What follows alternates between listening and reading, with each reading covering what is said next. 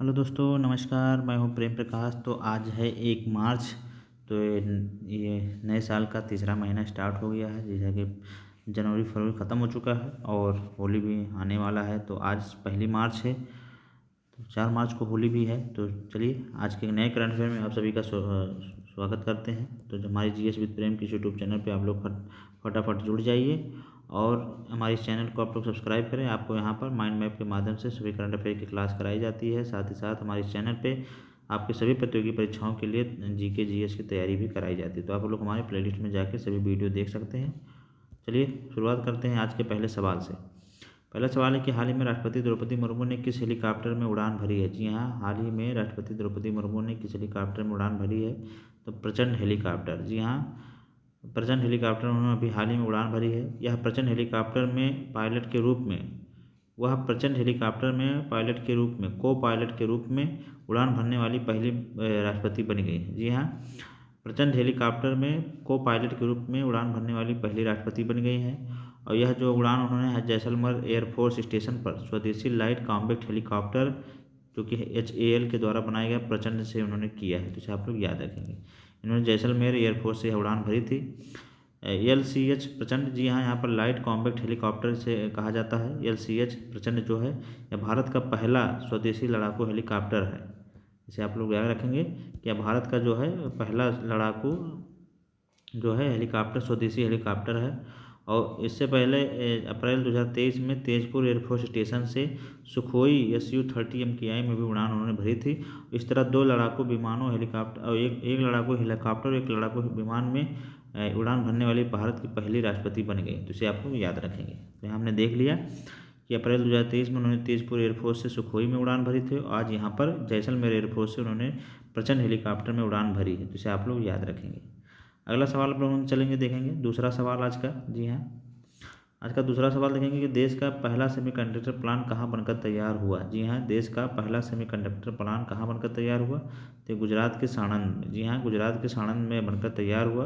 भारत की पहली semiconductor ATMP assembly testing marketing and packaging परियोजना का उद्घाटन PM मोदी करेंगे 28 फरवरी को। जी हाँ, 28 फरवरी ने यहाँ पर इसका उद्घाटन किया है गुजरात के साणंद में, जो कि 22,516 करोड़ की परियोजना है। ATMP प्लांट क्या है? सेमीकंडक्टर निर्माण प्रक्रिया का अंतिम एवं महत्वपूर्ण चरण है। इसमें क्या है? सिलिकॉन निष्कर्षण, वेफर निर्माण, फोटोलिथोग्राफी और चिप कटिंग जो है, ये 4 चीज़ें इसमें की जाएंगी, जो कि यह ATMP के अंतर्गत आता है। तो इसमें सिलिकॉन निष्कर्षण किया जाता है, फिर वेफर निर्माण किया जाएगा, फोटोलिथोग्राफी तथा चिप कटिंग भी किया जाता है। और यह जो सेमीकंडक्टर प्लांट है, यह भारत अब जो है इलेक्ट्रॉनिक विनिर्माण को मजबूती देगा, कुशल रोजगार सृजन के लिए महत्वपूर्ण योगदान देगा, मेमोरी स्टोरेज उत्पादों में भी निर्यात करेगा और AI डिजिटल अर्थव्यवस्था में भारत की भूमिका सुदृढ़ होगी। तो इसे भी आप लोग याद रखेंगे। तो यहाँ हमने देख लिया कि भारत का पहला सेमीकंडक्टर प्लांट कहाँ बनकर तैयार हुआ है, हमारा गुजरात साणंद में। उद्घाटन किसने किया? हमारे PM मोदी ने किया। और यह ATMP जो है परियोजना का इसे उद्घाटन किया है। तो आप लोग याद रखेंगे। अब हम चलेंगे देखेंगे आज का तीसरा सवाल देखेंगे। जी हाँ, आज का तीसरे सवाल की बात करेंगे। तो प्रोफेसर TK उम्मन। जी हाँ, प्रोफेसर TK उम्मन का हाल ही में निधन हो गया। क्या थे? तो एक समाजशास्त्री थे, इसे आप लोग याद रखेंगे। वह JNU में प्रोफेसर रहे हैं। 26 फरवरी 2026 को 88 वर्ष की आयु में उनका निधन हो गया है। जी हाँ, 26 फरवरी 2028 को 88 वर्ष की 26 फरवरी 2026 को 88 वर्ष की आयु में उनका निधन हो गया।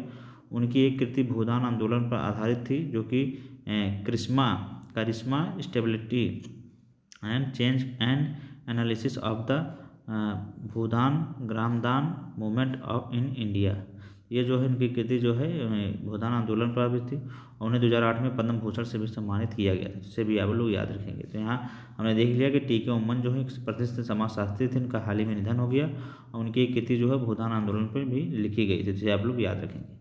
अब हम देखेंगे आज का चौथा सवाल देखेंगे। जी हाँ, चौथा सवाल है कि हाल ही में किस युद्धपोत को कमीशन किया गया है। जी हाँ, भारतीय नौसेना ने अभी हाल ही में एक युद्धपोत का कमीशन किया है। उसका नाम बताइए। तो वह है अंजदीप युद्धपोत। जी हाँ, अंजदीप युद्धपोत को हाल ही में भारतीय नौसेना ने कमीशन किया है। यह पोत जो है anti submarine warfare shallow watercraft परियोजना के तहत तीसरा जहाज है। इसमें इसे डॉल्फिन हंटर भी कहा जाता है। जी हाँ, इसे डॉल्फिन हंटर भी कहा जाता है। अंजदीप जो है गार्डन रिच शिप बिल्डर्स के द्वारा बनाया गया है, 77 मीटर लंबा है, उसकी गति जो है 25 नॉट है। जी हाँ, और यह हाई स्पीड वाटर जेट प्ररोधन प्रणाली से लैस है।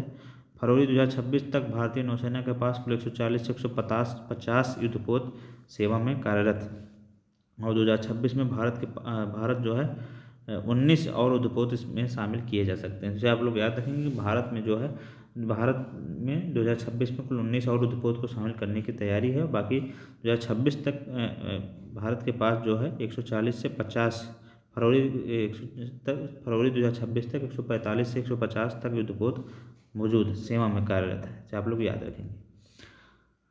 अब हम लोग चलेंगे आज का 5वां क्वेश्चन देखेंगे। जी हाँ, 5वां क्वेश्चन है कि ऑपरेशन गजब लिल हक। जी हाँ, गजब लिल हक किसने चलाया है? तो यह चलाया है हमारे पाकिस्तान से। जी हाँ, गजब लिल हक किसने चलाया? तो यह पाकिस्तान ने चलाया है। सीमा पार सैन्य अभियान है जो अफगानिस्तान के खिलाफ चलाया गया है। ऑपरेशन गजब लिल हक का अर्थ है कि न्याय के लिए क्रोध। जी हाँ, तो यह जो ऑपरेशन है पाकिस्तान ने भी चलाया है। किसके खिलाफ चलाया? अफगानिस्तान के खिलाफ चलाया है। तो यहाँ पे से देख सकते हैं। वहीं कुछ ऑपरेशन की हम बात करेंगे तो भारत ने जो है अफगानिस्तान के खिलाफ देवी शक्ति ऑपरेशन चलाया था, इसे आप लोग याद रखेंगे। बाकी पाकिस्तान के खिलाफ उसने ऑपरेशन सिंदूर, आप लोग जानते होंगे कितना फेमस था। ऑपरेशन सिंदूर भारत ने चलाया था।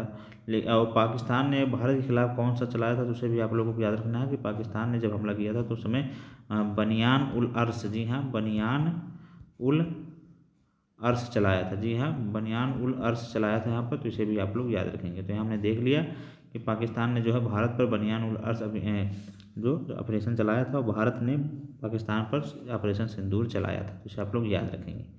अब हम चलेंगे आज का वन लाइनर्स के बारे में देखेंगे। कुछ वन लाइनर्स उनके बारे में डिस्कस करेंगे, पढ़ेंगे। तो सबसे पहला वन लाइनर्स का पहला क्वेश्चन देखेंगे कि नई दिल्ली में आयोजित एशियाई राइफल पिस्तौल चैंपियनशिप 2026 में भारत ने कुल कितने पदक जीते हैं? यहाँ नई दिल्ली में आयोजित एशियाई राइफल पिस्तौल चैंपियनशिप 2026 में भारत ने कुल कितने पदक जीते हैं? कुल 94 पदक जीते हैं, जिसमें 51 गोल्ड, 23 सिल्वर और 20 ब्रॉन्ज हैं। तो इसे आप लोग याद रखेंगे। भारत ने यहाँ पर कुल 94 पदक जीते, जिसमें 51 गोल्ड हैं, 23 सिल्वर हैं और 20 ब्रॉन्ज मेडल। तो इसे आप लोग याद रखेंगे। अगला देखेंगे कि फरवरी 2026 में किस देश ने व्हाट्सएप पर प्रतिबंध लगाया? तो यहाँ रूस ने लगा दिया है। जी हाँ, अपने सुरक्षा को के मद्देनजर देखते हुए उसने व्हाट्सएप पे प्रतिबंध लगा दिया। अगला देखेंगे कि किस राज्य सरकार ने भूलेख अभिलेखों को QR कोड लागू किया है? जी हाँ, किस राज्य सरकार ने भूमि अभिलेखों पर QR कोड लागू किया है? तो ये उड़ीसा की राज्य सरकार ने लागू किया है। इसे आप लोग याद रखेंगे। अगला सवाल देखेंगे कि आर्कटिक सेंट्री मिशन किसने शुरू किया है? तो इसे नाटो ने शुरू किया है। जी हाँ, नाटो, जैसा कि आप लोग जानते हैं कि इसकी स्थापना 1949 में हुई थी। जी हाँ, 1949 में नाटो की स्थापना हुई थी। और इसका जो हेडक्वार्टर है ब्रसेल्स बेल्जियम में है। ब्रसेल्स बेल्जियम में, इसे आप लोग याद रखेंगे। और यह नॉर्थ अटलांटिक ट्रीटी ऑर्गेनाइजेशन है, तो इसे आप लोग याद रखेंगे। तो यहाँ हमने ये आज के करंट अफेयर समाप्त हुआ। आप लोगों को ऐसा लगा आप लोग जरूर बताएं हमारे कमेंट बॉक्स में। और यहाँ पर हैंड रिटन के माध्यम से आपको ये क्लास कराई जा रही है करंट अफेयर की। और इस करंट अफेयर में आपको ऑनलाइनर के माध्यम से और विस्तृत रूप से कम 10 से 15 क्वेश्चन डेली आपको कराए जाते हैं जो आपके लिए इंपॉर्टेंट होते हैं। और 10 से 15 मिनट की इस वीडियो में आपके सारे करंट अफेयर को इंक्लूड कर दिया जाता है। आपको ज़्यादा पढ़ने की जरूरत नहीं है, बस आप यहीं से करें, आपका कोई करंट अफेयर गलत नहीं होगा। चाहे वो PCS के एग्जाम हो, चाहे वो UPSC SSC के एग्जाम हो, या SSC के एग्जाम हो, NTPC के एग्जाम, रेलवे के कोई किसी भी ग्रुप D के हो, यूपी पुलिस के हो, SI के हो, किसी भी अगर परीक्षा का अगर एग्ज़ाम है तो आपको करंट अफेयर आप यहाँ से करिए, आपको कहीं भी भटकने की ज़रूरत नहीं है। अब हमारे चैनल को आप लोग सब्सक्राइब करें, और अच्छा लग रहा है तो लोगों को शेयर भी करें। यहाँ आपको हैंड रिटन माध्यम से आप इसकी नोट्स भी बना सकते हैं। आप इसी सेम फॉर्मेट में आपको इस सेम फॉर्मेट में बनाएंगे तो आपको लिखने में भी आसानी होगी और याद करने में भी आसानी होगी, और कम लिखना भी पड़ेगा। तो यहाँ पर आपको हैंड रिटन के माध्यम से नोट का भी एक स्ट्रक्चर भी बना के दिखाया जाता है। इसी स्ट्रक्चर में आप अपने करंट के नोट्स को तैयार कर सकते हैं। चलिए फिर हम लोग मिलेंगे नई वीडियो में। तब तक आप लोग पढ़ते रहिए, स्वस्थ रहिए, मस्त रहिए, और हमारे इस चैनल को आप लोग ज़्यादा से ज़्यादा प्यार दें। अगर आपको वीडियो पसंद आ रही है तो आप लोगों को भी शेयर करें और अपना खुद सब्सक्राइब करें। अगर कोई इशू है तो आप हमारे चैनल कमेंट बॉक्स में आप अपनी राय भी दे सकते हैं। चलिए फिर मिलेंगे नई वीडियो में। तब तक आप लोग पढ़ते रहिए, स्वस्थ रहिए, मस्त रहिए। नमस्कार, जय हिंद।